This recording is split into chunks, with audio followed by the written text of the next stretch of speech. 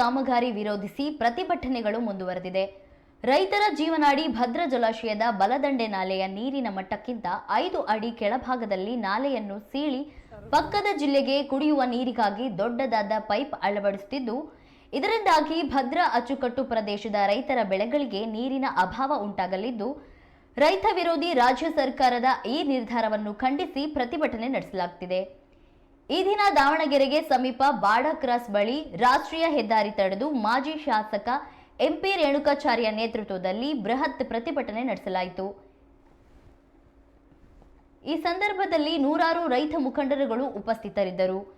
ಈ ನಡುವೆ ನಾಳೆ ದಾವಣಗೆರೆಗೆ ಬಂದ್ಗೆ ಕರೆ ನೀಡಲಾಗಿದೆ.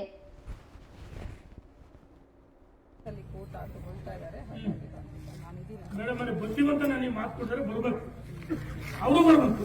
ನನಗೆ ಫೋನೇ ಮಾತಾಡಿ ಸರ್, ಇನ್ನು ಅರ್ಧ ಗಂಟೆ ಆಯ್ತು ಅಂತ ಹೇಳಿ ನಾವು ಆಯ್ತು ಇಲ್ಲೇ ಕೂತು ಇನ್ನೂ ಹೇಳಿ ಸರ್. ನಿಮ್ಗೆ ಗೊತ್ತಿದೆ, ನಾವು ನಿಮ್ ಜೊತೆ ಯಾವಾಗಲೂ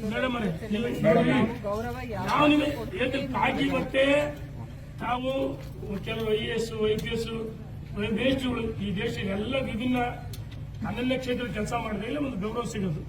ಇವತ್ತು ಏನು ದುಷ್ಟ ಶಕ್ತಿಗಳ ಮಟ್ಟ ಹಾಕಕ್ಕೆ ಇರೋದು ರಕ್ಷಣೆ ಇಲಾಖೆ, ಆದ್ರೆ ಹೋರಾಟಗಾರ ಮೇಲೆ ಬಲವಂತ ಮಾಡಬಾರದು. ಅದು ನಮ್ಮ ಉದ್ದೇಶ. ಜಿಲ್ಲಾಧಿಕಾರಿ ಬರ್ತಕ್ಕಂಥ ಮಾತುಕತೆ ನೋಡಿದ್ರೆ ಅವರು ಬರಬೇಕು.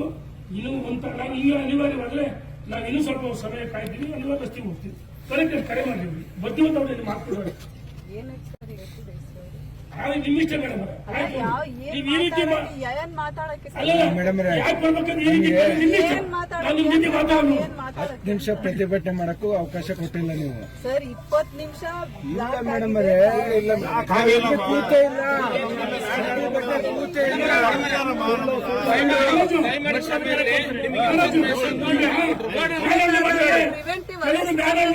ನಮ್ದು ಇದು ಚುಚ್ಚುಬೋದು ಮತ್ತೆ ಹೈವೇನ ಅಲ್ರಿ ಮೇಡಮ್ ಅವರೇ, 1 ನಿಮಿಷನೂ ಕೂರಕ್ ಬಿಟ್ಟಿಲ್ಲ. 20 ನಿಮಿಷ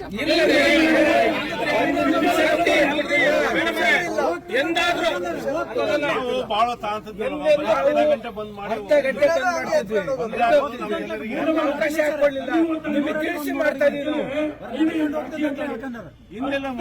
ಬಂದಾದ್ರು ಏನು ಅನಾಹುತ, ಕುಡಿಯ ನೀರು, ಎಷ್ಟೋ ಜನ ಮಕ್ಕಳು ಆಂಬುಲೆನ್ಸ್ ಹೋಗ್ತಿದ್ದಾವೆ, ಏನೇನು ಅಪಘಾತ ನಮಗೆ ಅನಾಹುತಗಳಾಗುತ್ತೆ, ಕುಡಿಯ ನೀರಿನ ಸಮಸ್ಯೆ ಆಗುತ್ತೆ, ಆಕಾರ ಆಗುತ್ತೆ, ಯಾರಿಗಾದ್ರೂ ಹುಷಾರಿದೆ ಅದ್ರ ಏನಾದ್ರು ಆದ್ರೆ ನಮಗೆ ಅರ್ಥ ಆಗುತ್ತೆ.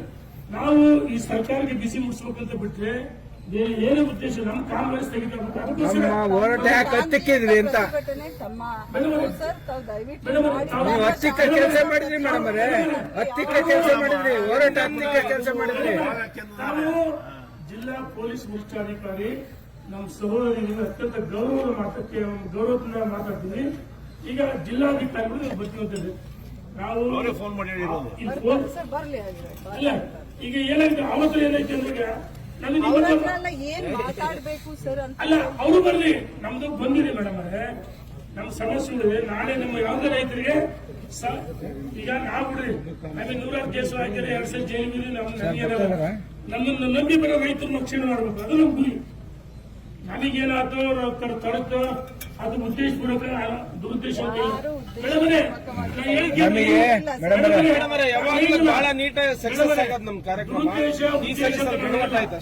ಮೇಡಮರೇ, ದುರುದ್ದೇಶ ಹೇಳಲ್ಲ, ಉದ್ದೇಶ ಹೇಳಲ್ಲ. ಶನಿವಾರ ಬಂದು ಕಡೆ ಕೊಟ್ಟಿದ್ದೀವಿ, ಅದಕ್ಕೆ ಇದು ಆಗ್ಬಾರ್ದು. ನೋಡಿ, ನಿಮ್ಮ ಮಧ್ಯೆ ಸಂಘರ್ಷ ಸಾಮರಸ್ಯ ಇರಬೇಕು. ಪ್ರಜಾತಂತ್ರ ವ್ಯವಸ್ಥೆಯಲ್ಲಿ ಅವಕಾಶ ಕೊಡಲಿಲ್ಲ ಮೇಡಮ್ ಅವರೇ, ಅವಕಾಶ ಒಂದ್ಸಕ್ಕೂ ನಿಮಗೂ ಆಗ್ತಿದೆ. ನಾನು ನಿಮಗಿಲ್ಲ ಅಂತ ಅವಮಾನ ಮಾಡಲ್ಲ. ನಾವಲ್ಲಿ ಏನು ಸಾರ್ವಜನಿಕರ ಆಸ್ತಿ ಅಥವಾ ಸರ್ಕಾರಿ ಆಸ್ತಿ ಮಾಡಿದ್ರೆ ನಾವು ದಿಲ್ಲಿ ಹೊಡೋಕೆ ಗುಂಡ ಬಿಡೋದು.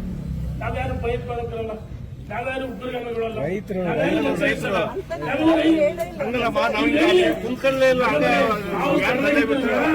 ಕೆಲವರು ನಡ್ಕೊಂಡ್ರೆ ಹಂಗಂತೇಳಿ